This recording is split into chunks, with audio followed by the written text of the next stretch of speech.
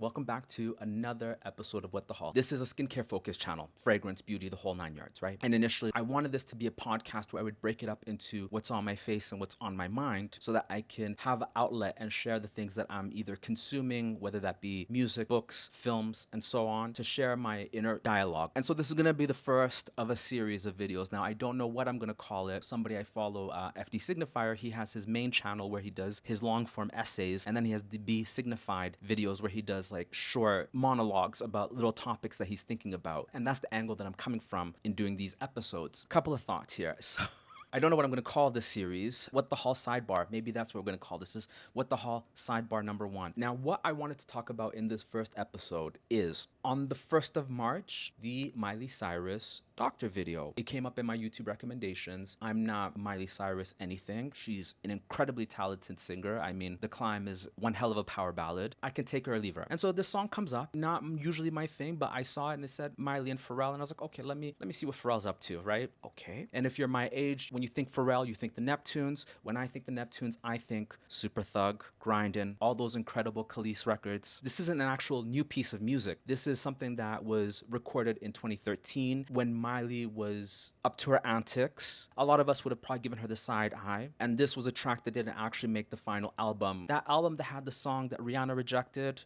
you know the one I'm talking about, right? She was doing all that embarrassing stuff in that video. We know that Pharrell is now the creative director at Vuitton, and at the men's show on the 16th of January, in some aspect of that show, he played the track. The song itself, it's a solid 7. Up-tempo, forgettable, but enjoyable. But what struck me the most was the outfits. The outfits in this video were just like, you'll see something and you're like, ooh, I recognize that. Is that Paco Rabanne? Am I on the right track? And so I go online, and fortunately, at the same time that I had watched this video, there were a number of articles that broke down the looks. The first outfit is a vintage Cavalli dress from spring 2014. When you see her, she's got that lion's mane thing that she had from the Grammys, and she's doing like her best Tina Turner. Then you have the chainmail outfit from Paco Rabanne, spring 91. And then the other piece in Vogue, they say it's an icy blue Berger Christensen Mongolian fur coat, which is the exact same coat worn by Linda Evangelista on the September 97 cover of Vogue. A couple of different things that came into my mind. First of all,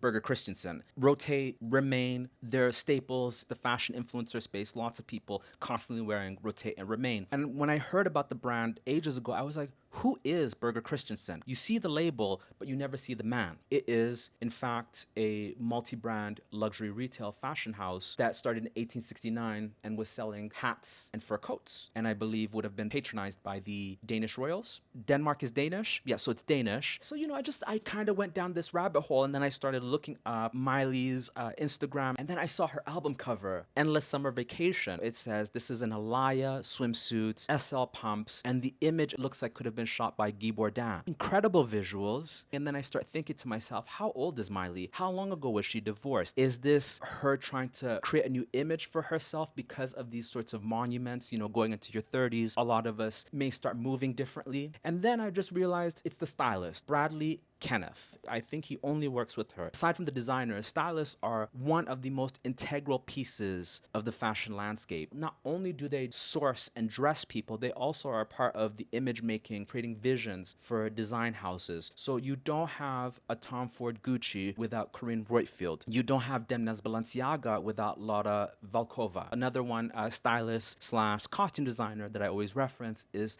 Shiona Turini, who did Insecure and worked with Beyonce on Renaissance. They're hand in glove. Give the flowers to the stylists. The stylists are the ones. Questions, comments, concerns, leave them down below. Thumbs up, thumbs down, however this video moved you. If you're interested in more skincare and beauty content, subscribe to the channel. Thank you for listening. Thank me for speaking, and I will catch you in the next one. Adios.